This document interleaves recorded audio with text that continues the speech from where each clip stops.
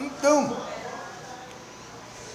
não há mais uma mobilização daquilo que Gramsci chamava de cultura nacional popular. Essas mobilizações são pequenas, existem, não são pequenas. Então, muito antes de Adorno, vejam só, isso, as previsões disso, o conhecimento disso já está dentro da cultura ocidental, muito antes de aparecer mídia, de aparecer a própria expressão indústria cultural. Eu não sei se a única pessoa, acho que notou, que eu leio muita literatura, eu gosto, mas se você lê um livro que é magnífico, eu recomendo, de Flaubert, chamado, está em português, né? Embora o título é em francês, Bouvard e Pécuchet. Bouvard e Pécuchet. É uma delícia de livro, uma delícia de livro. Está lá a expressão cultura industrial. Eu acho que Adorno pegou daí. Só inverteu indústria cultural. Não foi bem, ele mobilizou quanto conceito.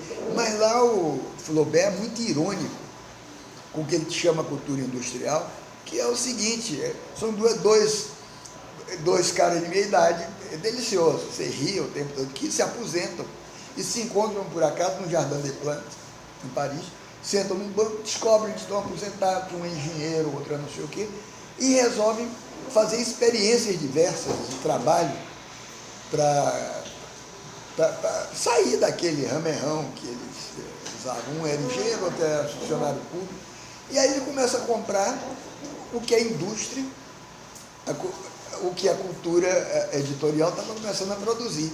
Você quer plantar? Está aqui o manual para plantar. É o folhetim, abriu. Aí vão plantar nabos. Aí se instalam no campo. Mas nada disso dá certo. Nada dá certo. Plantam fora dele e não se dão bem com os camponeses. Descobrem que, na verdade, plantar e ser camponês era outra cultura, era um outro modo de lidar com a terra, de lidar com o produto. Aí vão consertar máquinas, também não dá certa informação de si mesmo, tinha por trás alguma coisa que possibilita, e é um fracasso total, digamos, tornar transitiva a informação dada pela, o que Adorno chamaria de indústria cultural.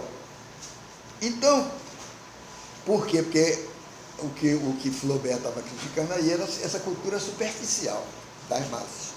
Então, essa indústria cultural a que Adorno se refere, eu digo que é o começo do desenho de uma cartografia globalizada da cultura. Como se fosse uma cartografia globalizada, não mais ancorada no nacional, simplesmente. É o modelo digamos, da indústria americana do cinema se espalhando no mundo todo, dando critérios de felicidade, a partir dos anos 40, principalmente.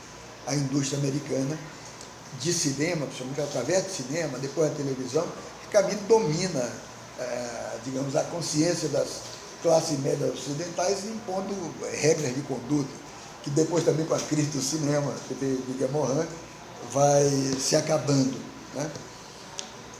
Havia regras estritas. As regras de cinematográfico estritas, que podia parecer do filme que devia, para o momento da indústria do filme de Capra americano, que um casal, por exemplo, se mostrasse casal, marido e mulher, e o quarto, marido e mulher, eles teriam que estar de pijama, os dois vestidos de pijama, a cama perfeitamente puxada, e isso é escrito por regras americanas, só pode estar a cama assim, e os pijamas sem estarem amarfanhados, para não dar nenhuma ilusão de que naquele quarto, naquela cama, alguma coisa de não visível na tela poderia ocorrer. Regras desse tipo, né, de controle que vão se instilando como bom senso, o senso comum americano instilado pelo cinema. Então, as imagens, portanto, imagem eu digo em sentido lato, não apenas em sentido visual, as imagens produzidas pela mídia passaram a canalizar as representações individuais, geraram efeitos políticos, em última análise, criaram ideologicamente um tipo de comum. E é isso que eu quero dizer, olha, a canalização ideológica da mídia é essa. A mídia não tem nenhuma intenção deliberada, nem de biopolítica, nem mesmo deliberada de partidário, deliberada, mas ela inverte num comum, ela quer criar um comum, portanto ela quer reforçar de algum modo o senso comum. Só que esse velho encontro com o comum, que é o que a instituição visa, o que a instituição visava e visa, até agora esse encontro com o comum tem a ver com uma forma de perceber, uma ontologia da percepção, uma ontologia do conhecimento, que depende de uma matriz de pensamento que define o ser como presença e o real como toda substância primeira, de modo que todo indivíduo também se representa de modo individualizado. Ora, nessa matriz de pensamento, um instrumento, assim como o homem, é indivíduo, é sempre individualizado. Ao mesmo tempo, o indivíduo tem corpo. Se o indivíduo tem corpo, isso faz de todo e qualquer pensamento ontológico uma ontologia do corpo.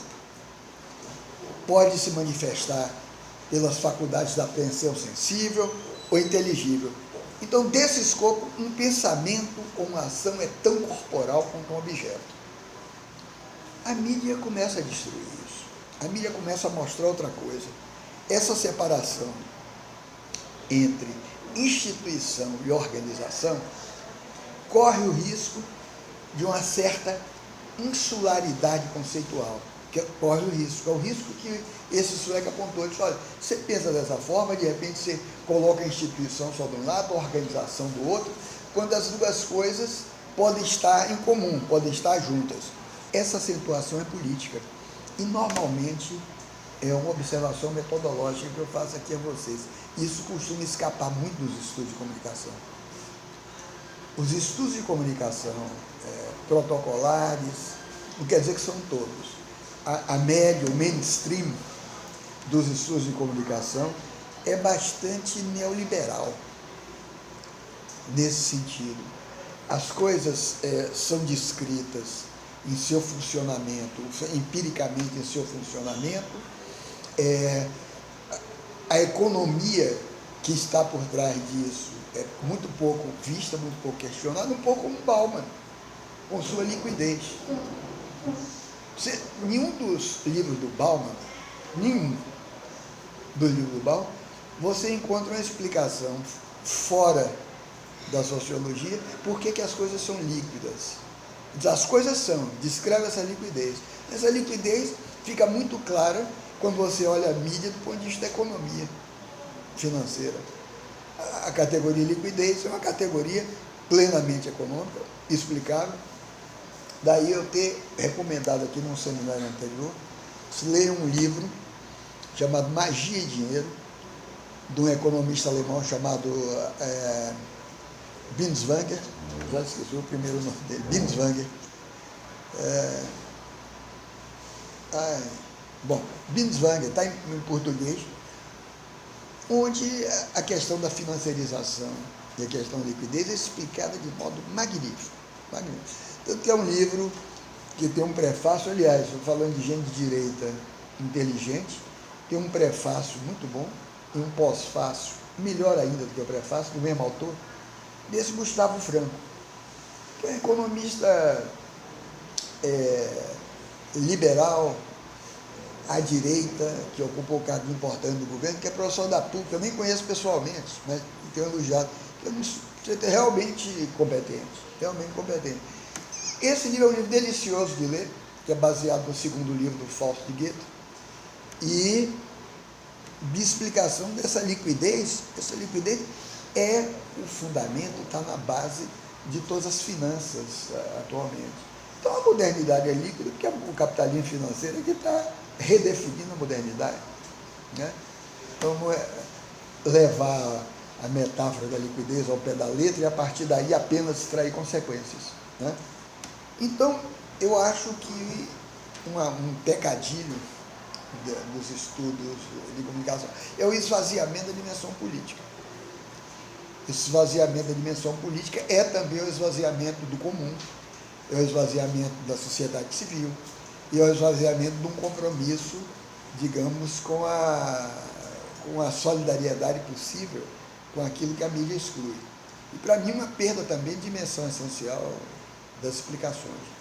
Então, quando você coloca o comum no centro aglutinador da instituição, por isso que essa distinção entre instituição e organização é essencial para mim, você está acentuando a dimensão ética, acentuando a dimensão política de uma relação social que não é pensável apenas em termos de compra e venda, que é a dimensão mercantil, onde nós estamos por inteiro atravessando hoje. Dimensão de a moeda, ainda que não tenhamos moeda, ainda quando não tenhamos moeda, ela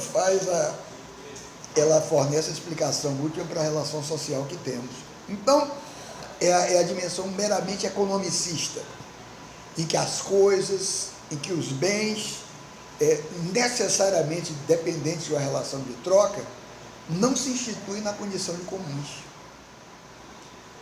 Portanto, o comum é o horizonte inscrito no âmbito da sociedade civil, exatamente como estamos conceituando, porque sem rejeitar o desafio lançado pelas novas tecnologias de comunicação, as formas clássicas de gestão do capital, o comum acena com possibilidades de controle da economia de rede, mesmo em termos nada revolucionários. Por exemplo, toda essa questão, relações de troca compartilhada, que não é troca compartilhada nada para mim, né? Em Uber, Airbnb, são coisas confortáveis que se oferecem, mas não é exatamente troca compartilhada. Troca compartilhada é o marketing aí, para uma certa facilitação das relações de troca e venda, uma alteração nas relações clássicas de compra e venda. Mas tudo isso que está se dando por parte de segmentos diversificados vem em oposição ao monopólio tendencial que é exercido por empresas direta ou indiretamente ligadas ao incremento tecnológico. Portanto, o comum de comunicação, o comum de comunidade, o comum de instituição oferece uma perspectiva ética política para a luta, inclusive no campo teórico. Então, além disso, essa distinção entre instituição e organização se presta hoje, e vou terminar e deixar para perguntas, é o maior esclarecimento sobre a natureza dessa sociedade que se diz mediatizada. Porque essa sociedade se desenha como um passo adiante na produção daqueles modelos difusionistas da indústria cultural. Que o modelo em Adorno, o modelo dos estudos de comunicação, centrado apenas na mídia, são modelos difusionistas. Quer dizer, há um centro produtor que difunde, que distribui produtos. Então, nós estamos sempre pensando dentro da distribuição de produtos a partir de um centro difusor.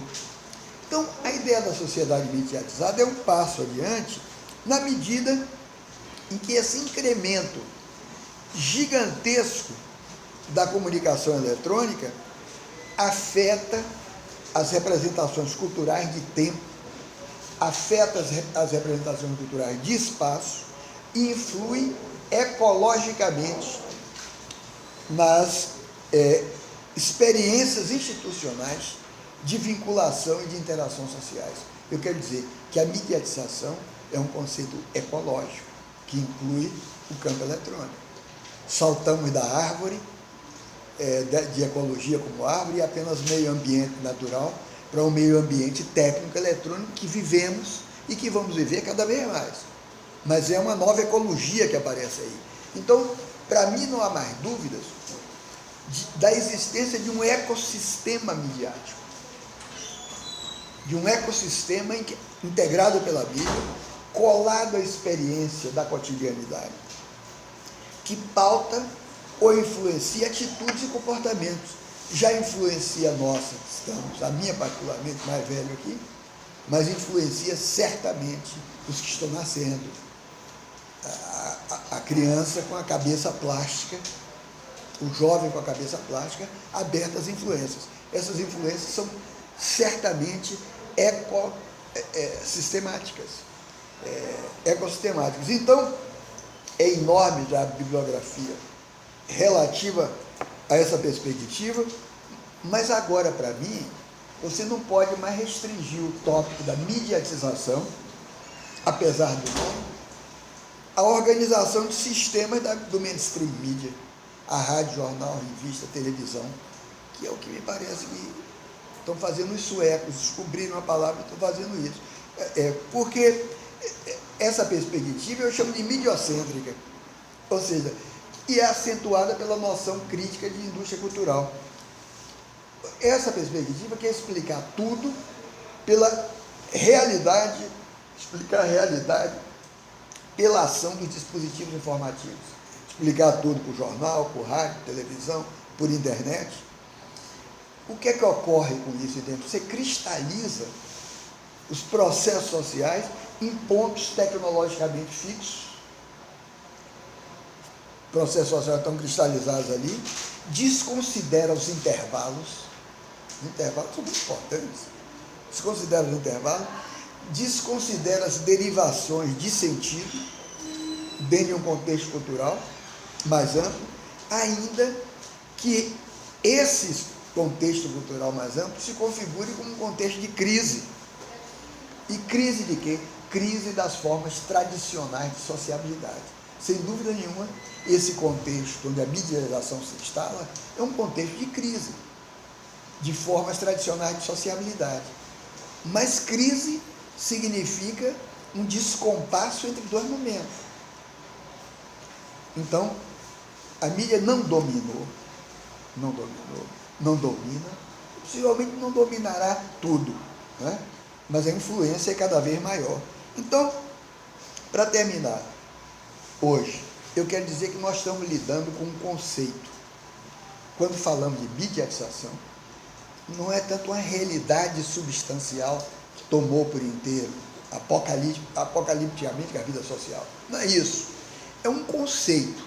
A mediatização é um conceito que descreve o funcionamento articulado das instituições sociais tradicionais e dos indivíduos com as organizações de mídia responsáveis por aquele mar eletrônico que eu falei aqui no início, o mar eletrônico equivalente à água quente, onde o sapo foi colocado.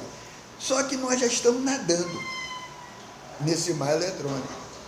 Nós já somos, de certo modo, sapo dentro da água, nadando. E de acordo com a analogia do sapo, nós ainda, o problema é esse, mas nós não somos sapo. Se a água começar a ferver, nós vamos pular fora. Mas para onde? Esse aqui é o problema. Esse é o problema. Esse é o primeiro problema, saltar para onde? Depois, nós não temos ainda materiais reflexivos adequados à compreensão dessas pequenas e grandes mudanças da temperatura social. Ainda não percebemos por quê? Porque tudo isso que nos vem na forma do escaldador do sapo é um conforto. É um conforto gigantesco. Eu sou uma pessoa incompatível com o telefone desde a minha adolescência. Eu não gosto de telefone. É um problema pessoal meu. Mas você vê, a primeira coisa foi que eu botei aqui em cima. Eu já não me livro aqui, por vários motivos, mas de cada um tem sua explicação pessoal. Eu tenho a minha. Apesar de não gostar dele, e ele não gosta de mim, está sempre errado comigo também. Agora, veja só, nós não temos materiais reflexivos para lidar ainda plenamente com a internet, ou com o que vem junto com a internet, porque a crítica, no sentido, não crítica no sentido de acusação e ataque, mas a desconstrução intelectual da mídia leva uns 40, 50 anos. É mais do tempo que nós temos com a televisão. Nós só começamos a ter uma ideia mais apropriada, mais adequada de televisão, décadas e décadas depois. Nós ainda estamos dentro do conforto. Isso aqui é extremamente confortável.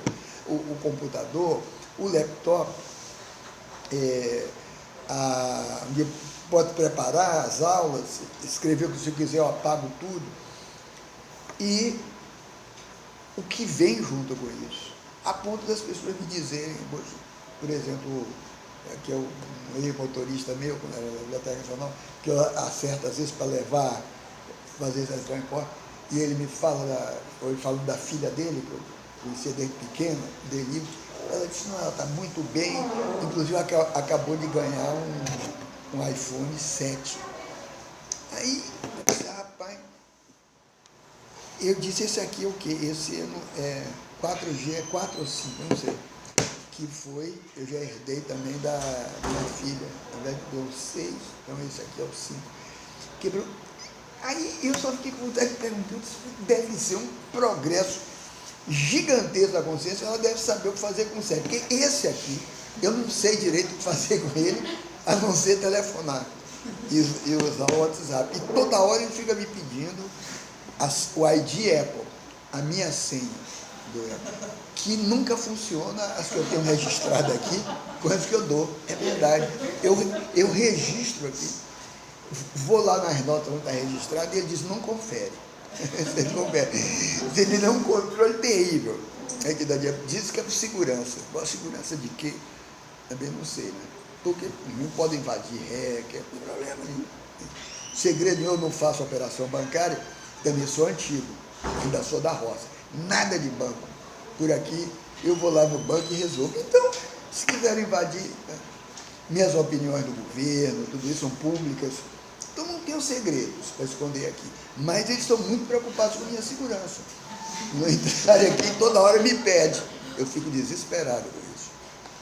A minha mulher diz que é inabilidade minha, que eu sou antiquado, deve ser, mas funciona. Mas o fato é o seguinte, então, nós não temos ainda o material reflexivo, a doutrina. Eu acho que o Conselho de Mediação é o início do conceito. Obrigado. A mediatização, esse conceito, portanto, ele tem maior alcance do que a pura descrição ou a pura descrição técnica dos dispositivos informativos.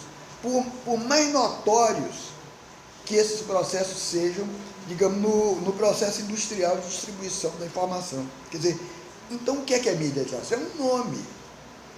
É um nome provisório, para mim, um nome provisório no limite, para essa transição. É um nome para transição. Um nome para transição tecnológica que está caracterizando as formas tradicionais de organização e as formas tradicionais de instituição, que nós estamos, sem dúvida nenhuma, numa transição tecnológica.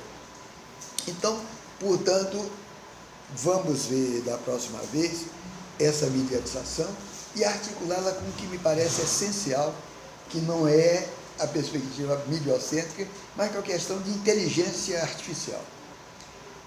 Efetivamente, nós estamos entrando